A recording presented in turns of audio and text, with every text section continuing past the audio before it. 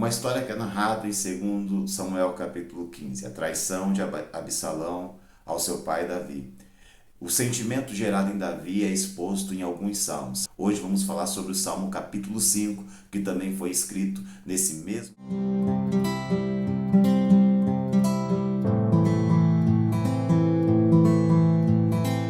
capítulo 5, versículo 1. Escuta, Senhor, as minhas palavras, considera o meu gemer. Atenta para o meu grito de socorro, meu Rei, meu Deus, pois a ti que imploro.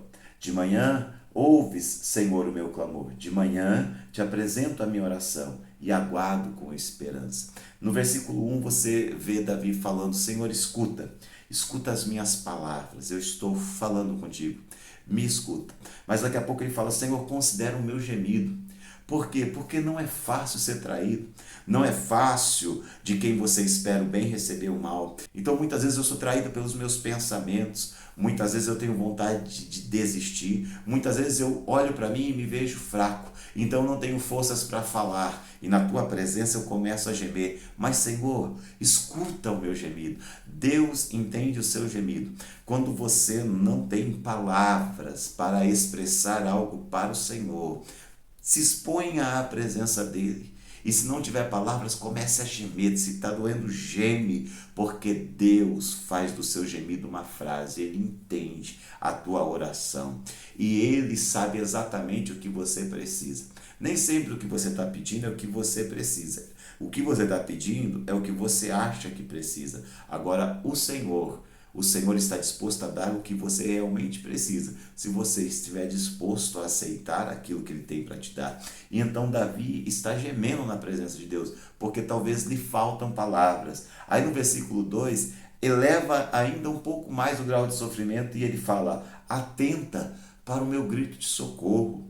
É como se ele estivesse dizendo: tem momentos que eu acho que eu não vou aguentar mais, então eu grito: Senhor, eu não aguento mais, me ajuda, me socorre.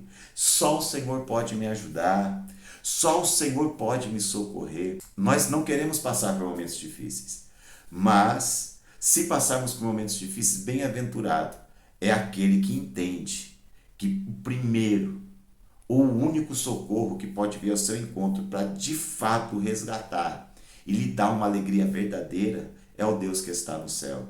E Davi sabia disso. Então ele fala: Senhor, escuta minhas palavras, ouve os meus gemidos e atenta para o meu grito de socorro, Deus meu e Rei meu. Mesmo em toda situação adversa, Davi nunca deixou de declarar que o Senhor era o seu Deus e que o Senhor era o Rei. Se o Senhor é o Rei, dele é o decreto. Se o Senhor é o Rei, dele é a última palavra. E Davi sabia o que significava ter autoridade como um rei, porque até esses dias, uns dias antes dele escrever esse salmo, ele estava sentado no trono e ele dava os decretos em Israel. Então ele sabe a autoridade que um rei tem. Nosso Deus é um rei, mas não como os outros reis. É um rei que está sobre todos os reis, e quando ele decreta algo, esse algo acontece, porque a palavra dele, a Bíblia diz, não volta para ele vazia. No versículo 3 tem algo interessante, porque Davi está dando uma pista do horário que ele está orando. E ele está dizendo o seguinte: de manhã ouves. Senhor, o meu clamor de manhã te apresenta a minha oração e aguardo com esperança. Se você olhar o capítulo 3 de Salmo e o capítulo 4, você vai ver que em duas situações Davi diz o seguinte: em paz eu vou me deitar e vou dormir, porque o Senhor me faz repousar seguro. Então Davi ia dormir falando com Deus, né? Ia dormir apresentando a ansiedade dele para Deus, ia encontrando em Deus a paz que excede todo entendimento, que dava para ele um sono tranquilo. Mas quando ele acordava, lá vinham os pensamentos tentando roubar-lhe a paz. E o que ele fazia? De manhã apresento a ti a minha oração. De manhã eu já estou gemendo na tua presença. De manhã eu já estou gritando por socorro. De manhã eu já estou buscando paz aos seus pés. Ele deitava falando com Deus e acordava falando com Deus. Nós somos assombrados por pensamentos quando nós estamos em dificuldades. Esses pensamentos, eles querem se tornar emoções, que querem se tornar sentimentos, que querem nos deixar em tormento. Mas Nós aprendemos com a Bíblia o caminho para superar a ansiedade, e esse caminho está na oração. Todas as vossas, tudo aquilo que te causa ansiedade, tudo aquilo que te traz aflição, seja apresentado, conhecido diante de Deus através de oração. Davi sabia disso, então ele ia deitar falando com o Senhor e acordava apresentando sua queixa a Deus também. E em Deus ele achava a paz para poder tanto dormir quando era noite, como viver o dia. Do versículo 5 no versículo 6, ele vai falar de homens que não querem saber de Deus. E ele, conhecendo a Deus, sabe o que Deus despreza. E nessa categoria, ele não quer se encaixar. Então, olha o que ele diz. Os arrogantes não são aceitos na tua presença. Tiago também disse isso. Tiago disse que Deus resiste ao soberbo, mas dá graça ao humilde. Deus resiste. O soberbo vem, Deus estende a mão e fala, não se achegue perto de mim. Isso é resistência. Deus impõe resistência ao homem arrogante, ao homem que não confia nele, ao homem que confia no seu próprio braço, ao homem que diz que é capaz de resolver tudo, ao arrogante que despreza o próximo, que despreza a ajuda de Deus e acha que pode conseguir tudo sozinho. Deus resiste ao soberbo, Deus despreza o arrogante. Odeias aqueles que praticam mal, pessoas que vivem praticando mal deliberadamente. O Senhor não aprova, o Senhor detesta o pecado, e isso é muito claro ao longo da Bíblia. Aqueles que se arrependem e vão até o Senhor, Jesus disse, aqueles que vêm a mim, de modo algum eu os lanço fora, jamais serão rejeitados, mas aqueles que insistem em viver uma vida no pecado, esses já são rejeitados, porquanto fizeram a sua escolha e disseram, não para Deus, e sim para os desejos que os conduzem para longe de Deus. E ele continua dizendo no versículo 6, tu destrói os mentirosos, os assassinos e os traiçoeiros o Senhor detesta. O Senhor detesta o assassino, o Senhor detesta o traiçoeiro, o Senhor destrói os mentirosos.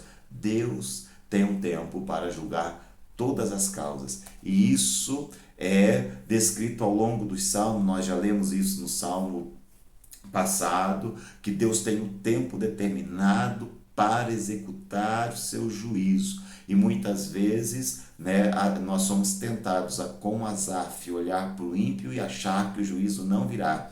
Deus não tarda, ele tem um tempo, um momento certo de julgar. No versículo 7, Davi vai dizer, mas o caminho que ele escolheu, mesmo diante de uma prosperidade aparente que muitas vezes o ímpio pode ter, Davi, mesmo estando em perseguição, e por um momento muito difícil, ele sabe exatamente quem ele é. E ele fez uma escolha que a circunstância não muda. Olha o que ele diz, eu, porém, pelo teu grande amor, entrarei em tua casa, com temor, me inclinarei para o teu santo templo. Eu sou adorador, eu escolhi te servir, e tudo que eu quero, Senhor, estando longe do palácio hoje, tendo perdido tudo, não é que o Senhor me restitua ao trono, não é que o Senhor me devolva tudo aquilo que eu perdi. Eu quero ter a oportunidade de entrar na tua casa, me inclinar diante de ti e te adorar, porque eu nasci para te adorar. Nós nascemos para adorar a Deus, nós precisamos ter essa consciência. Nós fomos criados para adorar o Criador, aquele que nos fez, aquele que nos formou. Nós não fomos feitos para o pecado, nós não fomos feitos para a injustiça. O pecado é um desvio de rota, nós herdamos isso de uma natureza caída, mas nós somos chamados para ser adorador de Deus, e Davi sabia disso, e mesmo estando em uma situação difícil, isso não foi lhe roubado do coração, e ali ele clamava, buscava, gemia, pedia por socorro, mas dizia, eu vou entrar na tua casa, eu vou me inclinar diante de ti e vou te adorar, porque não estão fáceis as coisas não estão como eu gostaria que elas estivessem, mas o Senhor continua sendo o meu rei, e o Senhor continua sendo o meu Deus. Nada mudou, tu és Deus, e eu te adoro, te exalto e te glorifico. Se tudo der certo, tu é Deus, mas se as coisas começarem a dar errado, O Senhor continua sendo Deus. Se não tiver a doença, tu és Deus. Mas ainda que é cometido por uma enfermidade, o Senhor continua sendo Deus. Se o Senhor fizer o que eu estou te pedindo, o Senhor é Deus. Mas ainda que o Senhor não faça, o Senhor continua sendo Deus. Me lembro de Sadraque, Mesaque e Abednego, perto de serem lançados na fornalha, ameaçados por Nabucodonosor. Eles dizem: Rei, o Deus o qual nós servimos é poderoso para nos livrar dessa fornalha. Mas ainda que ele não nos livre, nós não vamos nos dobrar diante da sua estátua.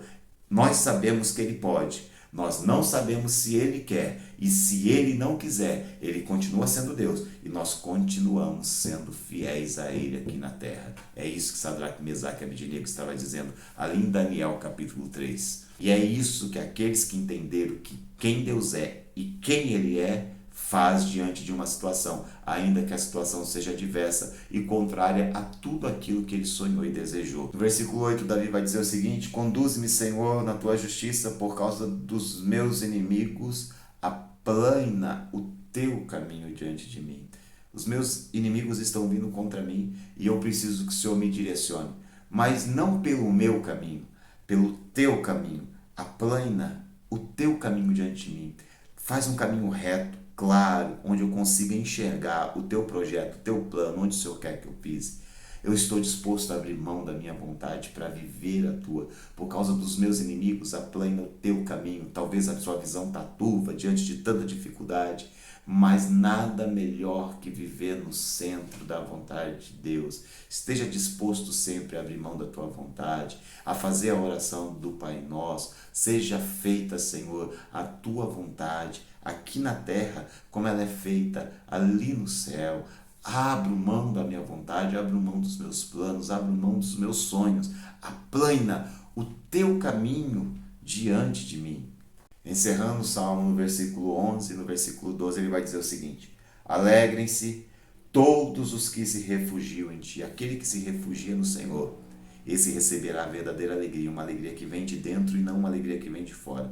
Ainda que toda circunstância está dizendo, você tem que estar triste, mas por estar escondido em Deus, ele está alegre.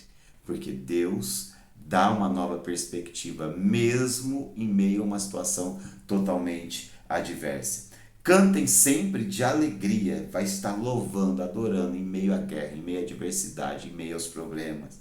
Estende sobre eles a tua proteção. Em ti exultam aqueles que amam o teu nome, aqueles que exaltam o teu nome, aqueles que se alegram no teu nome, Senhor. Em ti exultam aqueles que amam o teu nome, aqueles que veneram o teu nome, eles se alegrarão em ti e não nas circunstâncias. A expectativa está em Deus e não em uma expectativa que todas as coisas harmonicamente aconteçam de uma forma que eu sonhei, desejei e quis. Mesmo que tudo esteja bagunçado, no nome do Senhor eu confio e nele eu me alegro. Pois tu, Senhor, abençoas o justo. E a bênção do Senhor enriquece, a Bíblia diz, e com ela não traz desgosto. A bênção do Senhor enriquece e não traz desgosto algum. Ela dá satisfação, ela dá contentamento. E ser abençoado não quer dizer que você tem tudo que você, Senhor, desejou ao alcance das suas mãos, que você não tem inimigos, que está tudo certo. Não, ser abençoado é estar no meio de uma batalha, estar no meio da guerra e ainda assim ter contentamento e estar ajudando alguém, estar abençoando alguém, estar derramando vida de Deus na vida de alguém. O teu favor o protege como escudo. Sabe o que é o favor de Deus? É quando a tua mão não alcança dele, vai e alcança. É quando você não consegue, ele vai e faz. É quando você toma uma atitude de fazer algo que você diz, jamais vou conseguir fazer, e de repente aquilo está feito. Por quê? O favor de Deus veio sobre a sua vida. O favor de Deus é sobre o justo. O favor de Deus é sobre aqueles que confiam nele. O favor de Deus é sobre aqueles que não confiam em si mesmo, que não são arrogantes, que não são soberbos, que escolheram depender de Deus. E Davi era esse homem. Por isso Davi tinha a bênção e tinha o favor de Deus. Que que você também busque pela bênção, que você também busque por este favor de Deus. Não dependa da sua própria mão, da sua própria força, do seu próprio intelecto para resolver todas as questões, mas confie em Deus, porque onde a tua mão não alcança, pode ter certeza, a mão dele cuida. Que Deus os abençoe, em nome de Jesus.